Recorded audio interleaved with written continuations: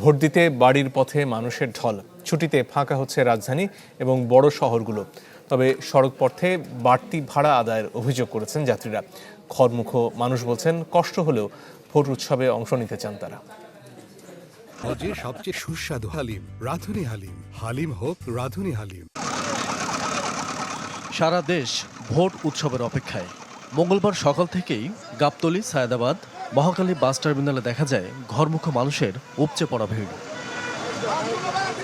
সড়কপথে অতিরিক্ত যাত্রী সামাল দিতে বাড়ানো হয়েছে বাসের সংখ্যা। এরপরও কমছে না ভোগান্তি। অনেকেরই অভিযোগ, বেশ কিছু রুটে গুনতে হচ্ছে বাসের অতিরিক্ত ভাড়া। তবে এই অভিযোগ অস্বীকার করছেন বাস মালিক সমিতি। 300 টাকার ভাড়া, 400 টাকা। নেত্রকোনার বাসগুলো বন্ধ করে রেখেছে। বাস আছে কিন্তু বলতেছে যে বাস নেই। তারা ভাড়া বাড়ানোর পায়তারা করতেছে। আমাদের ভাড়া অনেক বেশি নিচ্ছে। আমরা যদি ময়মনসিংহ যাচ্ছি বা 30 যাই, আমাদের হালুয়াঘাটের ভাড়াই নিচ্ছে। 320 টাকার টিকিট নিব, 320 টাকা, 1 টাকা বেশি দেবেন না। জেনে 4 দিকে ভাড়া দিয়ে যাবেন আপনারা। আর বাড়তি ভাড়া কেউ নিলে আমাদের সাথে এনে কমপ্লেন নিয়ে আসবেন, গাড়ির নাম্বার নিয়ে আসবেন, আমরা এটা দেখবো, একসঙ্গে যাবো।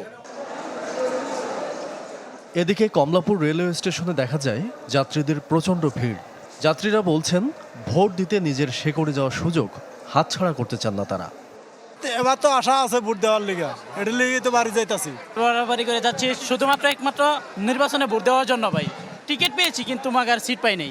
আমরা তো কষ্ট করে ঢাকা থেকে সকলেই যার যার এলাকায় আমরা ভোট দিতে যাচ্ছি। এমন উৎসবমুখর পরিবেশ ঈদ ছাড়া আর কখনো দেখি না।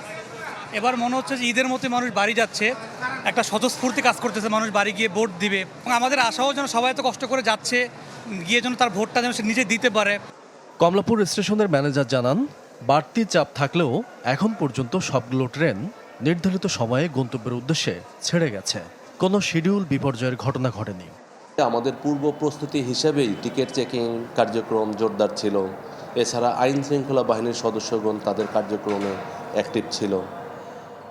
তারপরেও দেখা গিয়েছে যে স্টেশন এরিয়ার বিভিন্ন পথ দিয়ে যেখান দিয়ে ঢোকার সুযোগ থাকে, কিছু যাত্রীর অনুপ্রবেশ দেখা গিয়েছে।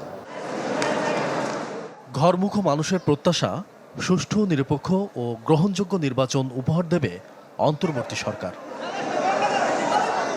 আমান নবী, চ্যানেল 24, ঢাকা।